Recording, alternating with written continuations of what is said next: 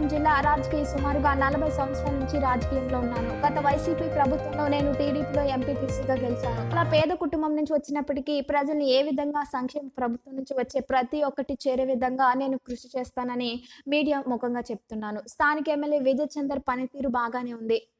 కూటమి ప్రభుత్వం సూపర్ 6 మాట ఇచ్చినవన్నీ అమలు చేస్తున్నదని, అలాగే మహిళలకు ఫ్రీ బస్ అది కూడా అమలైందని సంతోషం వ్యక్తం చేస్తున్నారు.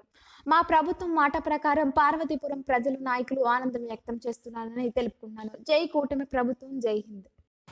Welcome to ETV news. MPTC Narsipuram Meghareddy Tavitinaidu గారిని ఎంపీ చేయడానికి ఈరోజు రావడం జరిగింది. సార్ మీరు ఒక రాజకీయ ప్రస్థానం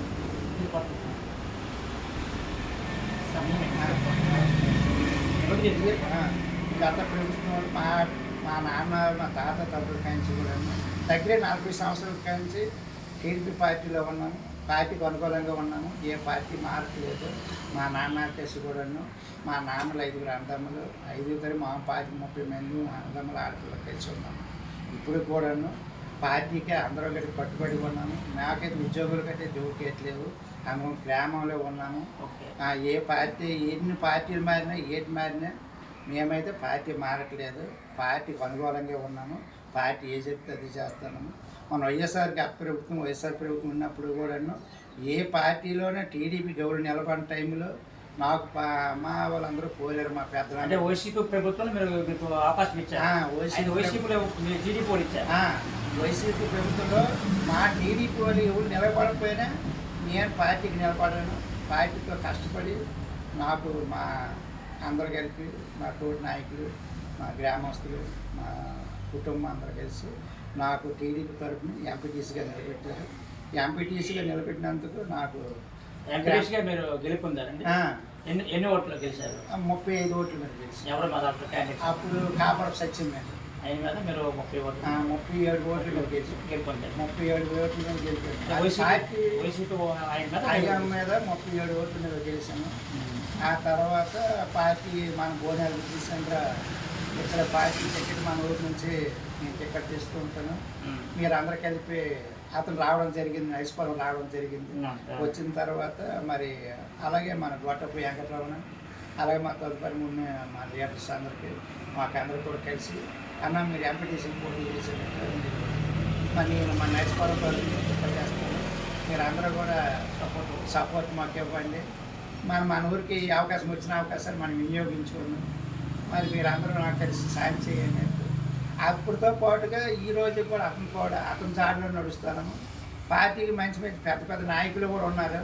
వాళ్ళందరూ సైడ్ అయిపోయినా ఎన్ని ఒడిదుడుకులు వచ్చినా ఏటి వచ్చినా పార్టీకి నమ్ముకున్నాను. పార్టీ టికెట్ ఎవరికి ఇస్తే ఆగా చేద్దాం అనుకున్నాను.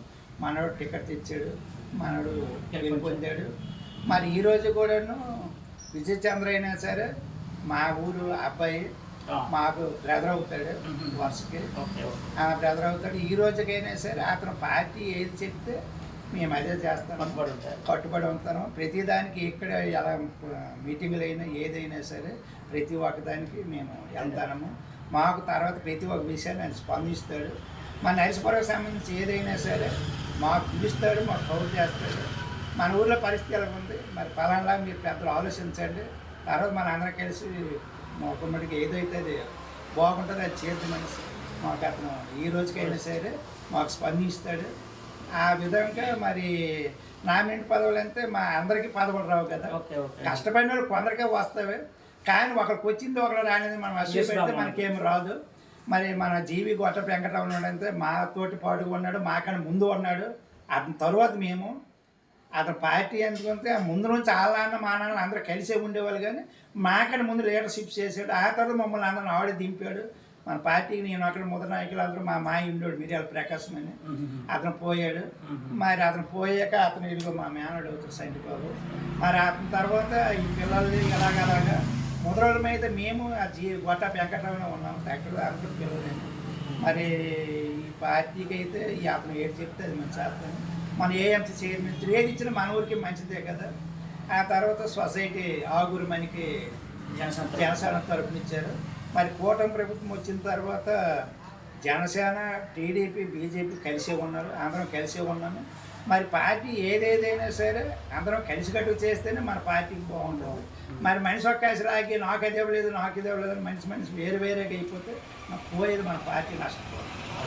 అందరం కలిసి చేస్తేనే మన పార్టీ మొక్కలు. ఇప్పుడు సార్ మీరు రాజకీయ ప్రస్తుతం కూటమి ప్రభుత్వం బాగుందని సూపర్ సిక్స్ ఏ విధంగా అయింది? సూపర్ సిక్స్ అనేది తల్లికి అందరమైన ముగ్గురికి నలుగురికి ఐదుగురికి కూడా వేశారు. అందరికీ బాగానే ఉంది. అయితే రైతు భరోసా, అలాగే మరి 3 గ్యాస్ సిలిండర్లు, తర్వాత ఫ్రీ బస్సు అన్నీ మా ఇచ్చిన ఇవన్నీ కూడా. మీ గ్రామం నుంచి నరసింహ గ్రామం నుంచి మహిళలు ఉంటారు కదా, ఏ విధంగా ఉందని ఒకసారి అడిగి మేము అడిగాం సార్. మా నరసింహలో చాలా బాగుంది. నేను ఎప్పుడు పిలిచినా సరే ఇక్కడ మహిళలు అయితే మట్టుగా మా అంతా బాగా భారీ ఎత్తుగా మేము ఎక్కడ పిలిచినా వస్తారు. అంతా బాగానే ఉంది. బస్సు యొక్క ఉచిత బస్సు స్పందన ఎలా ఉంది సార్? మహిళలు బాగానే ఉంది సార్, పర్వాలేదు. ఈ రాజకీయ ప్రస్తుతం సరాసరి 40 సంవత్సరాలు. నాకైతే 55 సంవత్సరాలు. ఈ రోజు నాకు ఈ రాజకీయ అనుభవం 35 సంవత్సరాలు. నాకు 35 సంవత్సరాల నుంచి 35 సంవత్సరాల వ్యవధిలో మీరు ఏవైనా మంచి కార్యక్రమం చేస్తున్నారు? చాలా చేశాను. నేను ఎంపీటీసీ అవ్వడానికి మాకు విశాఖపురం అనే పక్క విలేజ్, అది దాల్డవలసిన పక్కన ఒక విలేజ్ ఉంది మా నరసింహపురం. నేను ఈ రాజకీయంకి రావడానికి చాలా రోడ్లు అని, తర్వాత హాస్పిటల్స్ అని, హాస్పిటల్ అయితే పిల్లలు ఇప్పుడు అనారోగ్యంగా ఉన్న హాస్పిటల్ తీసుకెళ్ళమని, ఉచిత సేవ చేయబట్టి నాకు మొన్న ఆ టైంలో కూడా ఎంపీటీసీగా నాకు నిలబెట్టించారు. అంత ఆ టైంలో కూడా నన్ను గెలిపించారు జనాలు. నా దగ్గర వైఎస్ఆర్ పార్టీ టైంలో టీడీపీ నన్ను గెలిపించారు. నా దగ్గర షిప్లు తీసుకోవడానికి కూడా రావట్లేదు ఆ టైంలో. మా నాయకులు కూడా వదిలేశారు. ఆ రోజులో మరి చంద్రబాబు వదిలేమన్నాడు, మీకు నచ్చితే పోటీ చేయండి లేకపోతే మానేయండి, దాడి జరుగుతానే ఆయన టైంలో కూడాను మేము ఎదుర్కొని నామినేషన్ వేసి మేము ఆ రోజుల్లో 6 మీద జరగాలి. స్థానిక ఎన్నికలు ఉన్నాయి కదా, 2026 స్థానిక ఎన్నికలు స్థానిక ఎన్నికలు ఉన్నాయి. దానికి మీ యొక్క ఆలోచన ఏదైనా? మాకు ఆలోచన ఏంటంటే ఊళ్ళో మా 10 మంది మొన్న 10 మందికి కూడా ఏవో రావు కదా. అందులో ఎవరికి పార్టీ ఎవరు చెప్తారు చేస్తాం. పార్టీ పట్టుబడి అలాగే ఎమ్మెల్యే గారు ఏడు చెప్తారు చేస్తాం. పట్టుబడి. Thank you.